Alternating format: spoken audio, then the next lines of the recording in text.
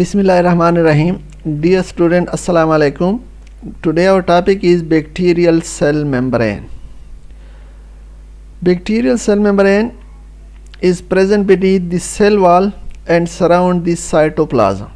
वो मेम्ब्रेन जो cell wall के नीचे और साइटोप्लाज्म के इर्द गिर्द मौजूद है उस मेम्ब्रेन को सेल मेम्ब्रेन बोलते हैं। सेल मेम्ब्रेन तमाम लिविंग ऑर्गेनिज्म के सेल्स के अंदर मौजूद है, लेकिन बैक्टीरियल सेल बैक्टीरिया प्रोकैरियोट है। बैक्टीरियल सेल की जो सेल मेम्ब्रेन है वो डिफरेंट है यूकैरियोट के सेल की से। वो क्या डिफरेंस है? Unlike eukaryotes plasma membrane lake cholesterol and lipid bilayer. Eukaryotic जो सेल्स होते हैं उनके प्लाज्मा मेम्ब्रेन के अंदर कोलेस्ट्रॉल होता है। बैक्टीरिया का जो सेल मेम्ब्रेन है उसके अंदर कोलेस्ट्रॉल मौजूद नहीं है। तो ये बैक्टीरियल सेल और यूकैरियोट के जो सेल मेम्ब्रेन है उसमें डिफरेंस है। Mesosome, the cell membrane invaginates into the cytoplasm and form infolding called mesosome. Bacteria का सेल मेम्ब्रेन अंदर की तरफ फोल्ड होता है और एक मेम्ब्रेनस स्ट्रक्चर बना लेता है। सेल मेम्ब्रेन की अंदर की तरफ इनफोल्डिंग से जो साइटोप्लाज्म के अंदर मेम्ब्रेनस स्ट्रक्चर बन जाती है उसको मेसोसोम बोला जाता है। मेसोसोम का फंक्शन क्या है?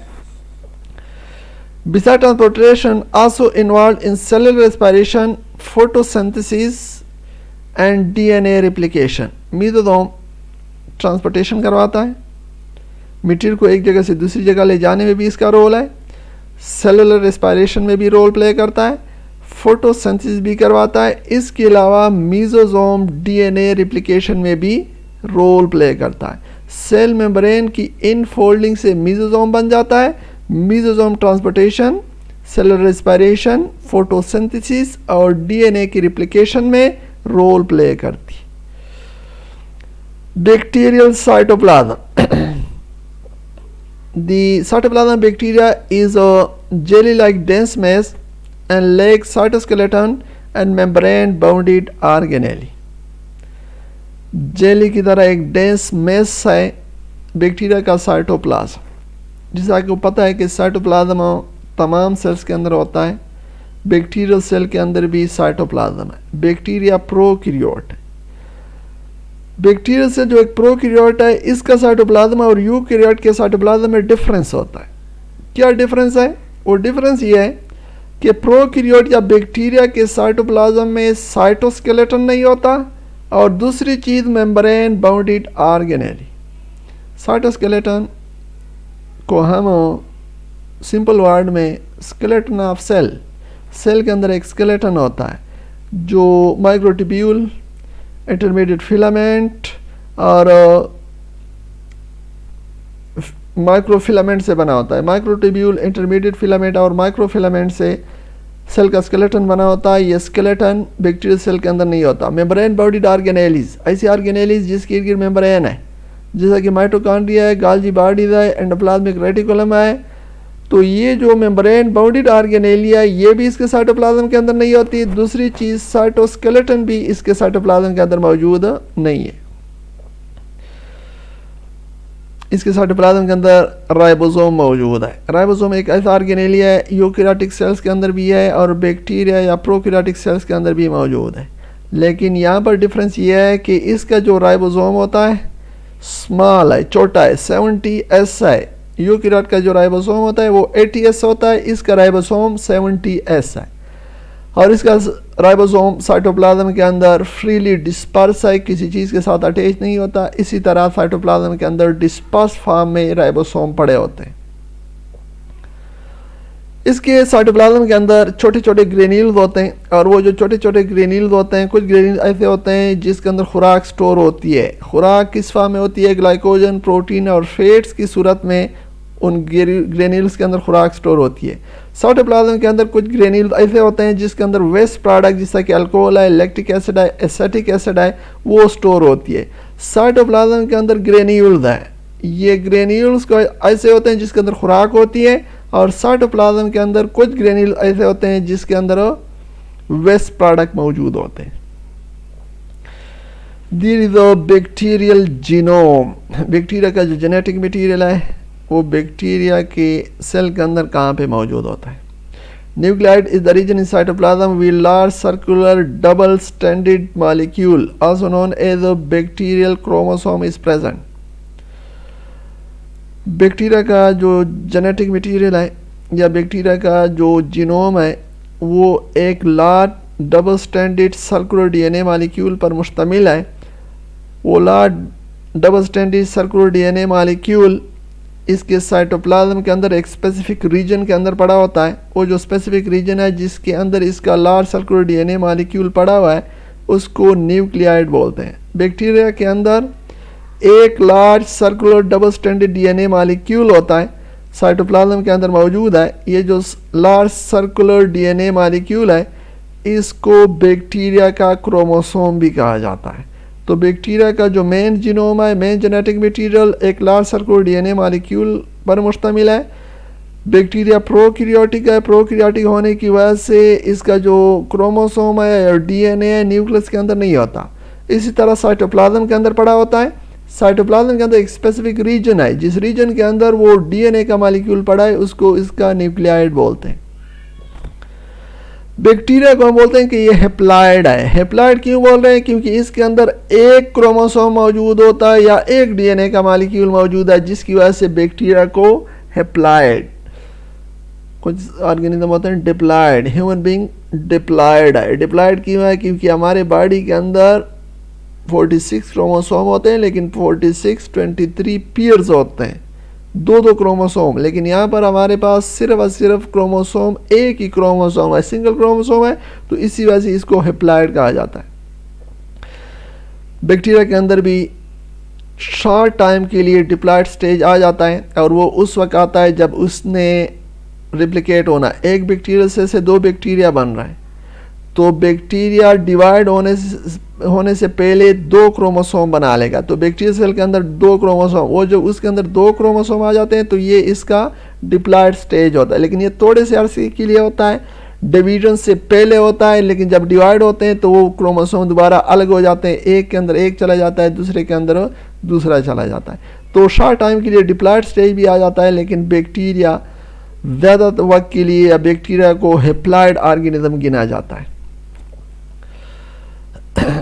बैक्टीरिया का जो डीएनए वो यूकैरियोटिक डीएनए से मुख्तलिफ है और वो इस तरह के इसका डीएनए सर्कुलर होता है और इसके अलावा इसके अंदर इंट्रॉन्स नहीं होते।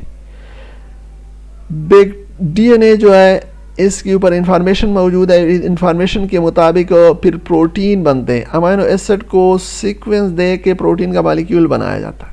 डीएनए के ऊपर जो न्यूक्लियोटाइड एक स्पेसिफिक सीक्वेंस के साथ लगे होते हैं, इसी सीक्वेंस के मुताबिक अमीनो एसिड आपस में जुड़ते हैं और प्रोटीन बनता है।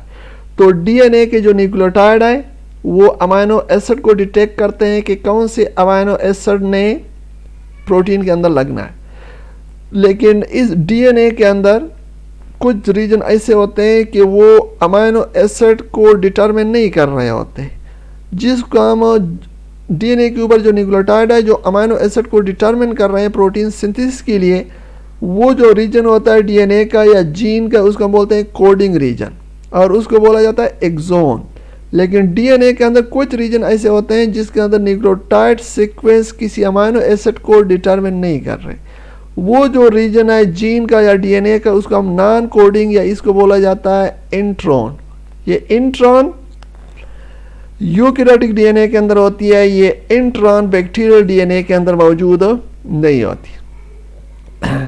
ये जो डीएनए है जो लार्ज सर्कुलर डीएनए का मॉलिक्यूल है, इसका जो क्रोमोसोम है इसका फंक्शन ये होता है कि ये बैक्टीरियल सेल की ग्रोथ और मेटाबॉलिज्म को कंट्रोल कर रहा होता है। लार्ज सर्कुलर क्रोमोसोम या डीएनए मॉलिक्यूल के अलावा बैक्टीरिया के अंदर small circular double stranded DNA के मॉलिक्यूल होते हैं। वो जो छोटे स्मॉल सर्कुलर डबल डीएनए के मॉलिक्यूल होते हैं उसको क्या बोलते हैं? प्लाज्मिड बोलते हैं। प्लाज्मिड के ऊपर जीन लगे होते हैं और वो जीन जो है ना बैक्टीरिया के अंदर एंटीबायोटिक के खिलाफ रेजिस्टेंस पैदा करते हैं।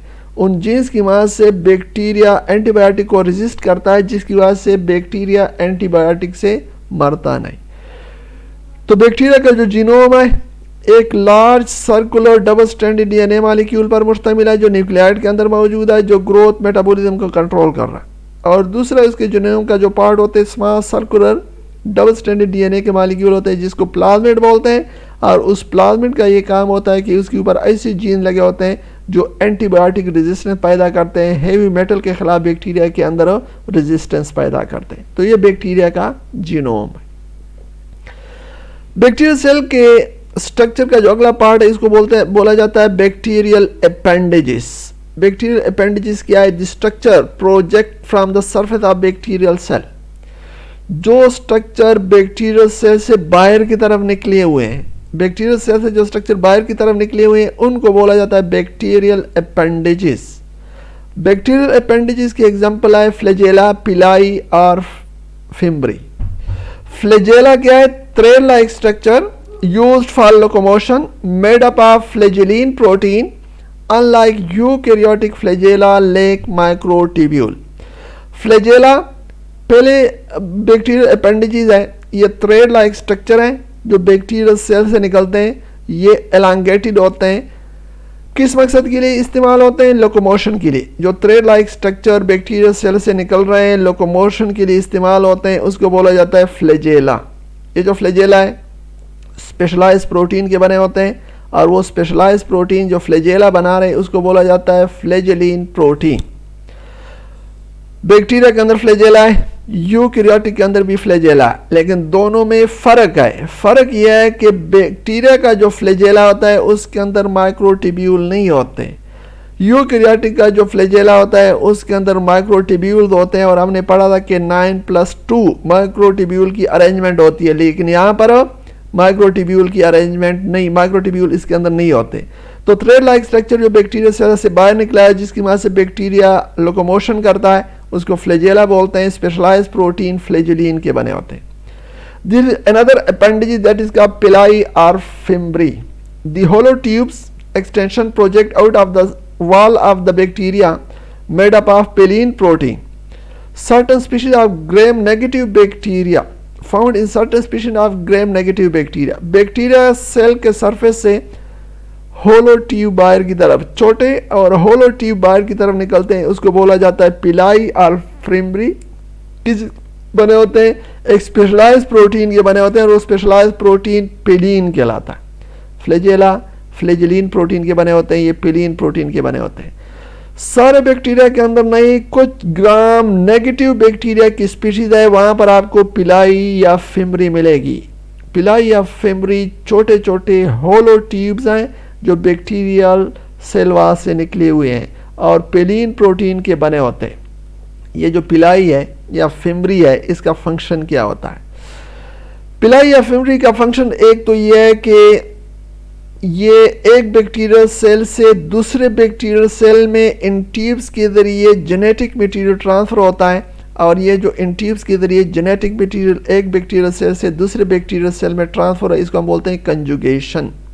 तो बैक्टीरियल सेल में जो कंजुगेशन होती है जिसमें जेनेटिक मटेरियल एक से दूसरे में जा रहा है वो इस पिलाई के ज़रिए जा रहा है। इसके अलावा पिलाई बैक्टीरियल सेल्स को टिश्यू के साथ अटैच कर लेता है और इससे बैक्टीरिया उन टिश्यू को फिर क्या कर लेता है? इन्फेक्ट कर लेता है। तो पिलाई के दो काम है, कंजुगेशन के दौरान जेनेटिक मटेरियल ट्रांसफ़र कर रहा है और बैक्टीरियल सेल्स को टिश्यू के साथ अटैच करता है इन्फेक्शन के दौरान।